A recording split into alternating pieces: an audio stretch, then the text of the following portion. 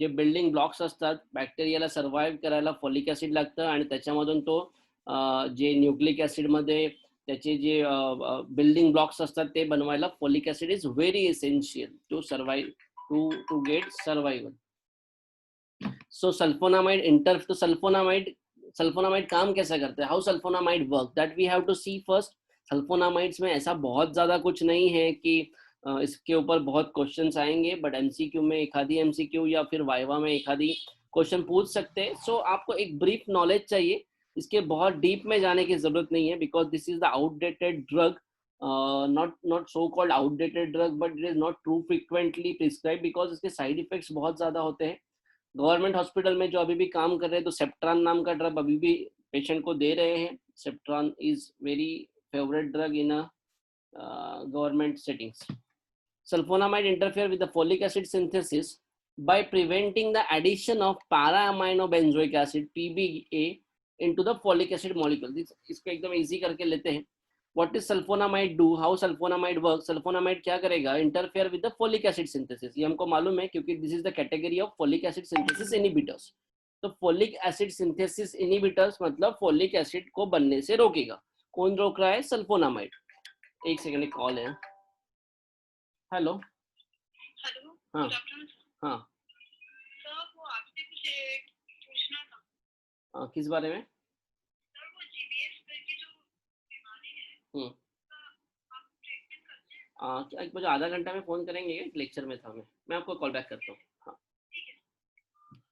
Sulfonamide interfere with the folic acid synthesis by preventing addition of para-aminobenzoic acid into the folic acid molecule.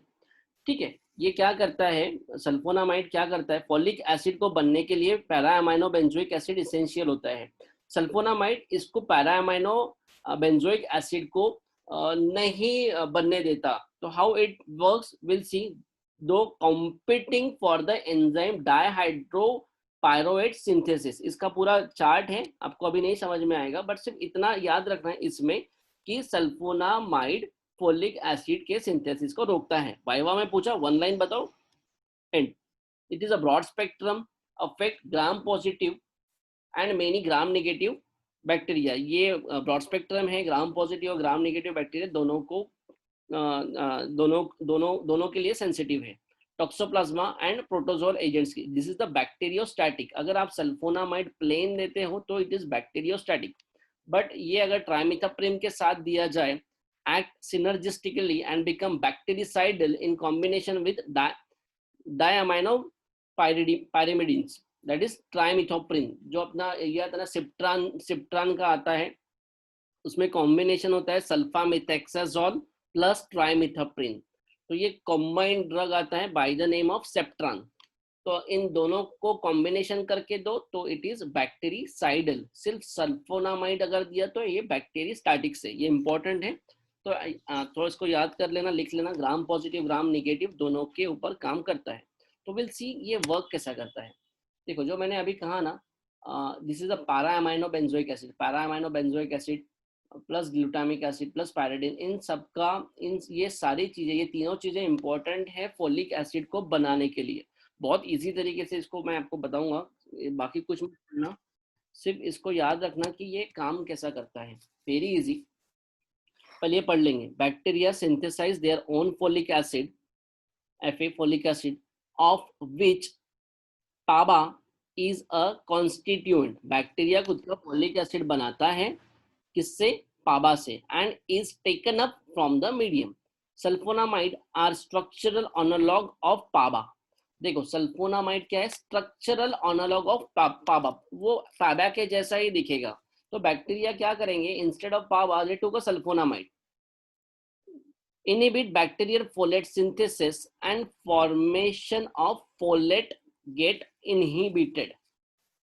Sulfonamide competitively inhibit the PABA with the petridine residue to form a dihydropetroic acid which conjugate with a glutamic acid to produce a देखो इसको कुछ पढ़ने की जरूरत नहीं है, मैं आपको सिर्फ एक लाइन में बताता हूँ.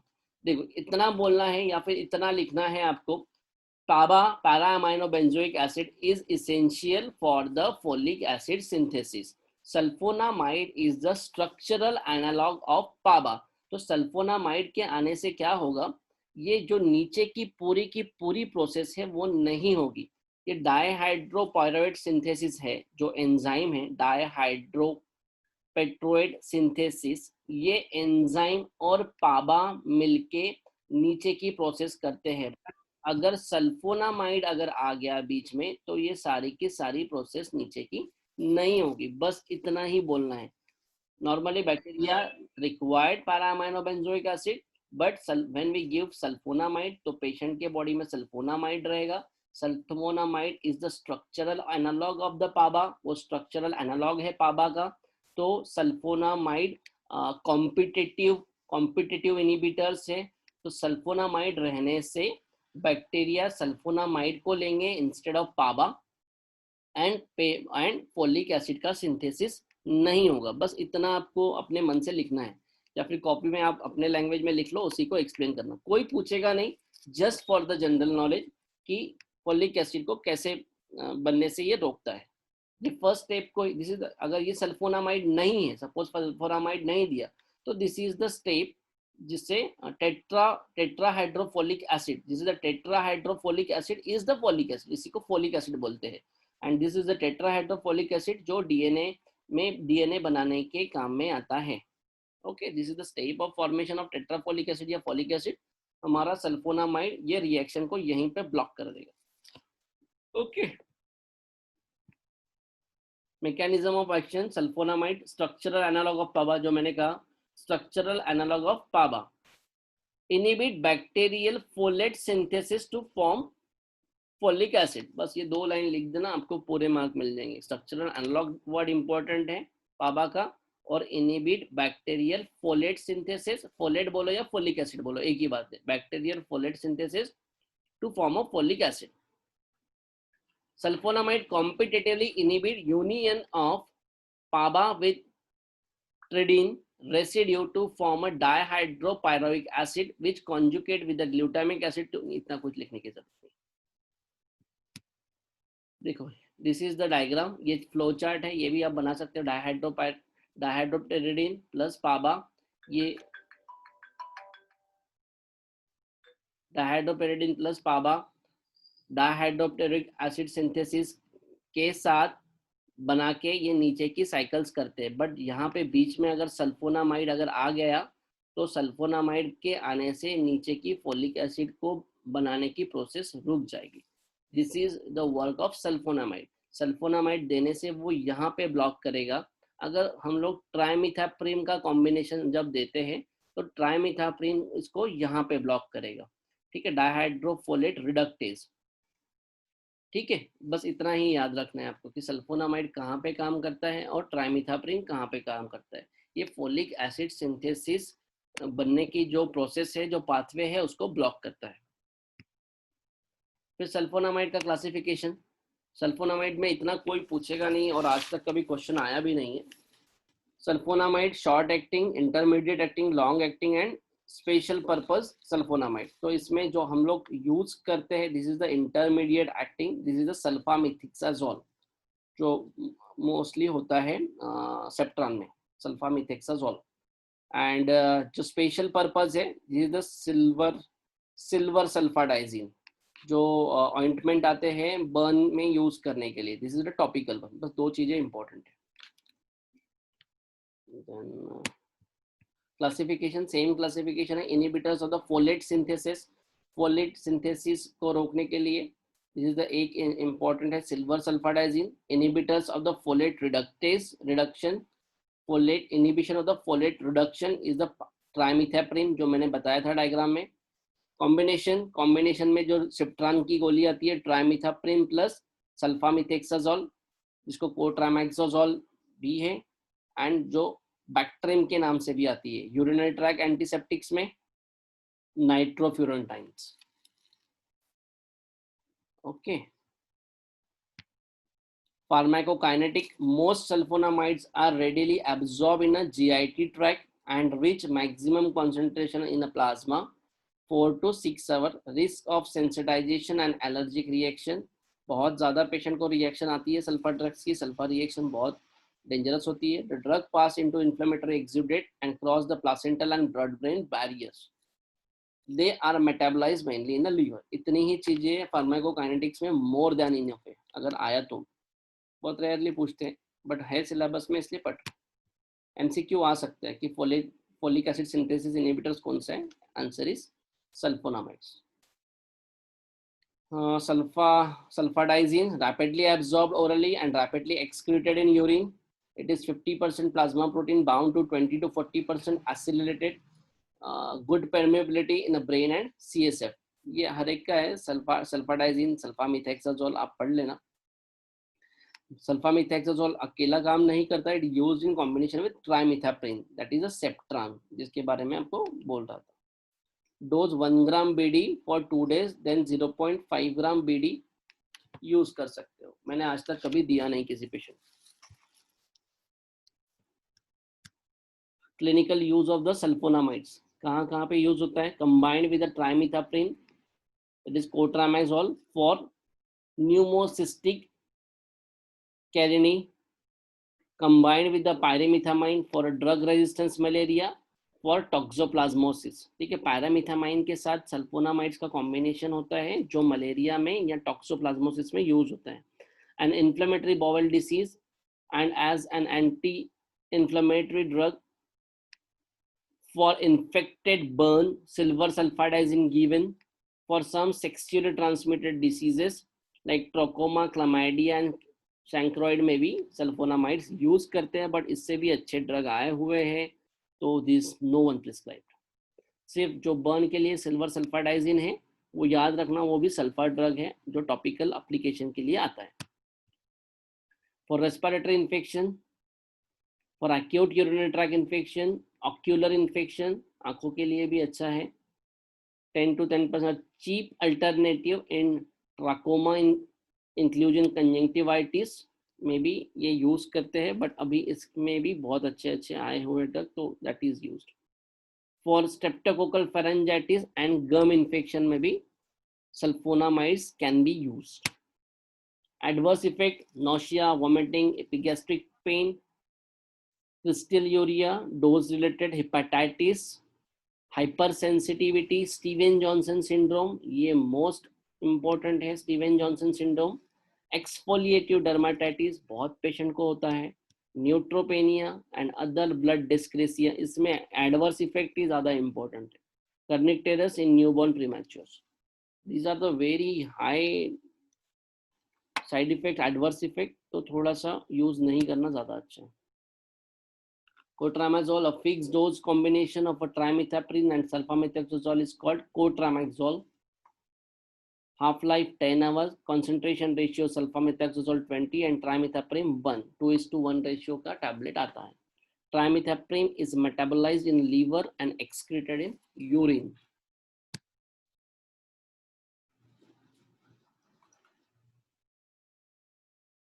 ये जो जबी की डायग्राम थी उसमें सिर्फ इन दोनों का कॉम्बिनेशन बताया कि सल्फर ड्रग कहाँ काम करते हैं एंड ट्राइमिथाप्रिन कहाँ काम करेगा. जो पहली लेवल है जो डायहाइड्रोफोलेट इनहिबिटर, डायहाइड्रोफोलेट में सल्फोनामाइड काम करेगा एंड टेट्राहाइड्रोफोलेट में, फोलिक एसिड में ट्राइमिथाप्रिन काम करेगा. बट कोई पूछेगा नहीं है. स्पेक्ट्रम ऑफ एक्शन कहाँ कहाँ काम करता है. Sensitive, Salmonella typhi, Klebsiella, Staph aureus, Streptococcus pyogenes, Shigella, Pneumocystic, H influenza and E. coli, इसमें वो काम करता है. Uses UTI, respiratory in case of typhoid, bacterial diarrhea and dysenteries.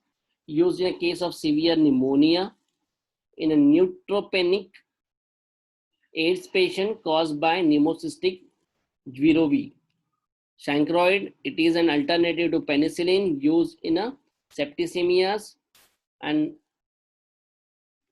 nacardiosis. पढ़ना पड़ेगा nacardiosis क्या होता है. Adverse effect same, nausea, vomiting, headache, stomatitis, rashes, blood dyscrasia, neonatal hemolysis. ठीक है, this is all about this sulfonamides. तो classification थोड़ा सा और डिटेल में लिया था, किसी को पढ़ना है तो पढ़ सकते हैं, बट इतना इम्पोर्टेंट नहीं है. This is the different structure of the sulfonamides. ये भी हमारे लिए इतना इम्पोर्टेंट नहीं है। ये कहाँ काम करता है, फिर से एक बार लिया है कि सल्फामिथैक्साजोल मतलब सल्फोनामाइड एंड ट्राइमिथाप्रिम कहाँ पे काम करेगा।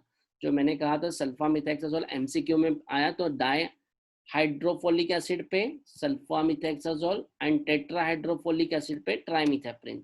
इन दोनों को अगर दिया तो वो सिनर्जिस्टिकली एक्ट करते हैं एंड बैक्टीरिया को मारते हैं, मतलब बैक्टीरिया साइडल इफेक्ट करेंगे। अगर सिर्फ सल्फामिथैक्साजोल दिया तो वो बैक्टीरिया स्टैटिक हो जाएगा। Dihydrofolic acid and tetrahydrofolic acid इन पाथवे में वो काम करेगा। दिस इज द मैकेनिज्म जो हमने पढ़ा था।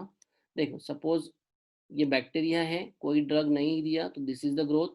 अगर सिर्फ ट्राइमिथाप्रिम अगर दिया तो दिस इज द वन। अगर अगर अगर सिर्फ सल्फामिथैक्साजोल दिया this is the blue one. अगर दोनों दिया तो this is the purple one. तो इसमें बैक्टीरिया की ग्रोथ बहुत जल्दी कम हो जाएगी। This is the trial. Suppose आपने किसी पेशेंट को दवाई नहीं दी तो बैक्टीरिया इतना ऊपर जाएगा, ट्राइमिथाप्रिम में इतने बैक्टीरिया कम होंगे, सल्फामिथैक्साजोल में इतने कम होंगे, एंड बोथ अगर ड्रग देते हैं तो वो नंबर ऑफ बैक्टीरिया यहाँ तक ही आएंगे। दिस इज द 0 to 50 मतलब near about 5 to 10%। This is the graph indicate कि सल्फामिथैक्साजोल के साथ ट्राइमिथाप्रिम क्यों देना चाहिए। क्रिस्टल यूरिया हो सकता है पेशेंट को, हाइपर सेंसिटिव रिएक्शन हो सकती है, कर्नेक्टेरिस हो सकता है, एंड हिमोलिटिक एनीमिया हो सकता है। थेरापेटिक यूजेस जो अभी मैंने बताया एक बार आप पढ़ लेना। रेस्पिरेटरी इन्फेक्शन, निमोसिस्टिक निमोनिया में, and prostate and urinary track infection में, एंड जीआईटी इन्फेक्शन में ये काम में आता है। दिस इज अ सिफ्रान जो हमने पढ़ा था इसके पहले, सिप्रोफ्लॉक्सासिन आई ड्रॉप, देन कोट्रामाक्सोल का टैबलेट आता है सेप्ट्रान के नाम से, बैक्ट्रीम फोर्ट, इसमें सल्फा और ट्राइमिथाप्रिम का कॉम्बिनेशन है। This is Bactrim syrup. बहुत रेयरली यूज करना अगर आपके पास कोई ऑप्शन नहीं है तो, ठीक है। दिस इज ऑल अबाउट तुम्हारा सल्फा ड्रग्स। कुछ इंपॉर्टेंट नहीं है, सिर्फ एमसीक्यू के लिए फॉलिक एसिड सिंथेसिस इनहिबिटर्स है बस, और स्टीवन जॉनसन सिंड्रोम वगैरह होता है, इतना पूछेंगे। ये कुछ ड्रग मॉलिक्यूल है, कल हम देख रहे थे कि 10-12 स्लाइड है सिर्फ जो न्यू एंटीबायोटिक आए हुए हैं उसके लिए क्यों जरूरत पड़ी। These are the newer antibiotics. क्यों जरूरत पड़ी, क्योंकि बहुत सारे एंटीबायोटिक को रेजिस्टेंस आया हुआ है। That's why new drug molecules are invented. The need for novel bacteria antibacterial increase in the resistance to the older ones. 3 class of the drug resistance bacteria are the major cause of concern. ये 3 bacteria हैं जिसके कारण हमें नए antibiotic ढूंढने की जरूरत पड़ रही है। What are they? एक मेथिसिलिन रेजिस्टेंस स्टेफाइलोकोकस ऑरियस, इसका नाम याद रखना MRSA, methicillin resistance staphylococcus aureus. इसको बहुत कम एंटीबायोटिक मारते हैं। MDR सबको पता है, multi drug resistance antibiotic, and XDR मतलब extensively drug resistance antibiotic. They are mostly mycobacterium tuberculosis, mostly TB के बैक्टीरिया। एंड MDR में क्या आता है? MDR and PDR मतलब pan drug resistance. They are gram negative bacteria which include strain of Actinobacter, E. coli, Klebsiella, Pseudomonas and third class of the MDR. तो MRSA, MDR, PDR, XDR किसी ने पूछा तो आप बता सकते हैं कि कौन से बैक्टीरिया हैं जो ड्रग रेजिस्टेंस है। Antibacterial approved for the clinical use by the FDA since year 2000, and those in a clinical trial, especially in the latter phase, will discussed. Drug resistance, multi-drug resistance bacteria is defined as a non-susceptible. MDR मतलब क्या? Suppose किसी ने पूछा what is MDR? MDR मतलब bacteria is defined as non-susceptible to one or more antimicrobials on 3 or more antimicrobial classes, while the strain that are non-susceptible to all antimicrobial are classified as extreme drug resistant strain. मतलब क्या होता है कि antibacteria is defined as non susceptible to ऐसे microbes जो नहीं मार पाएंगे वन और मोर एक या दो एंटीबायोटिक एक ही क्लास के एंटीबायोटिक ऑन द 3 और मोर एंटी माइक्रोबियल क्लासेस, मतलब उसको अलग अलग, जैसे कि किसी को एजिथ्रोमाइसिन दिया, अमाइनोग्लाइकोसाइड्स दिए, 3 अगर अलग अलग भी दिए फिर भी उसको नहीं मार पा रहे हैं, तो that is called as MDR. और जो किसी से भी नहीं मरते, non susceptible to all antimicrobials, they are the extreme drug resistance. तो इसमें भी कुछ पैथोजेंस के नाम दिए हुए हैं, तो वो आप पढ़ लेना, enterococcus, streptococcus, klebsiella, pseudomonas and enterobacterium. MRSA का फुल फॉर्म पूछा तो मेथिसिलिन रेजिस्टेंस, वीआईएसए मतलब वैंकोमाइसिन इंटरमीडिएट एस और S, VRSA vancomycin resistance S और एस, वीआरई मतलब vancomycin resistance enterococcus, SSTA skin and soft tissue infection, and CSSTI मतलब complicated SSTI। ठीक है, SSTI मतलब skin and soft tissue infection. तो इसमें से MRSA पूछते हैं, मेथिसिलिन रेजिस्टेंट, और VRSA vancomycin, V for vancomycin, and VRE भी याद रखना, वैंकोमाइसिन रेजिस्टेंट एंटेरोकोकस, ये पूछते हैं वाइवा में। Newer antibiotic in use, cefipenem, linezolid and सिर्फ इमीपैनम, ये 3 हमको पढ़ना है क्योंकि उस पर MCQ आते हैं। Cefipenem excellent aerobic gram positive coverage including pseudomonas and other bacteria producing AMP-C beta lactamase, जो हमने बीटा लैक्टामेज एंटीबायोटिक में सेफीपैनम के बारे में पढ़ा था, क्योंकि वो उसी कैटेगरी में आता है। जो मेन था हमारे लिए टुडेज लिनाजोलिड, हाँ, ऑक्साजोलिडियंस। इन क्लिनिकल यूज लिनाजोलिड हम लोग यूज करते हैं effective against organism gram positive bacteria including MRSA, VRE। जैसे देखो, gram positive bacteria including MRSA मतलब methicillin resistance staphylococcus aureus, VRE मतलब वैंकोमाइसिन एंड स्ट्रेप्टोकोकस निमोनी। तो ये जो है MRSA, VRE और स्ट्रेप्टोकोकस निमोनी को बहुत सारे बैक्टीरिया, बहुत सारे एंटीबायोटिक नहीं मारते, तो that's why linezolid is effective in this case. Mycobacterium tuberculosis and nocardia, इनको भी लिनाजोलिड अच्छे से काम करेगा। This come in class of oxazolidinones. Linezolid first to be approved this millennium, indicated VRE infection, VRE मतलब vancomycin, nosocomial and community acquired pneumonia, skin and soft tissue infection, bacteriostatic against drug resistance organism like MERS, MRSA and VRE, inhibit bacterial protein synthesis, ये भी protein synthesis inhibitors के category में आता है, इसलिए हमने उस दिन MCQ जब पढ़े थे, MCQ की जब टेस्ट ली थी तो उसमें ये ऑक्साजोलिडिन्स का नाम आया था। This is the protein synthesis inhibitors at an early stage and inhibit formation of function initiation complex, resistance mutation in peptidyl transferase center of the RNA, ये important नहीं है। serious adverse effect, bone marrow suppression, ये important side effect है। peripheral and optic neuropathy, lactic acidosis and serotonin syndrome। ठीक है, ये सारी चीजें हो सकती है।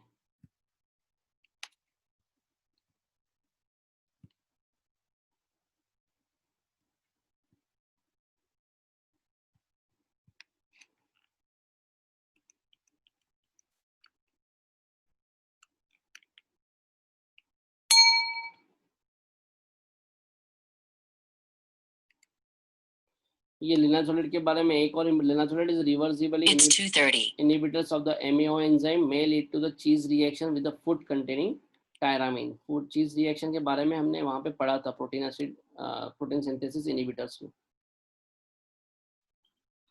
और क्या है इसके बारे में इंपॉर्टेंट लिनाजोलिड के बारे में, ऑक्साजोलिडिन्स मोड ऑफ एक्शन में it inhibit bacterial protein synthesis by binding to 50S ribosome subunit near the interface of the 30S, thus formation of initiation complex is prevented। जो MCQ आया था वो ये था।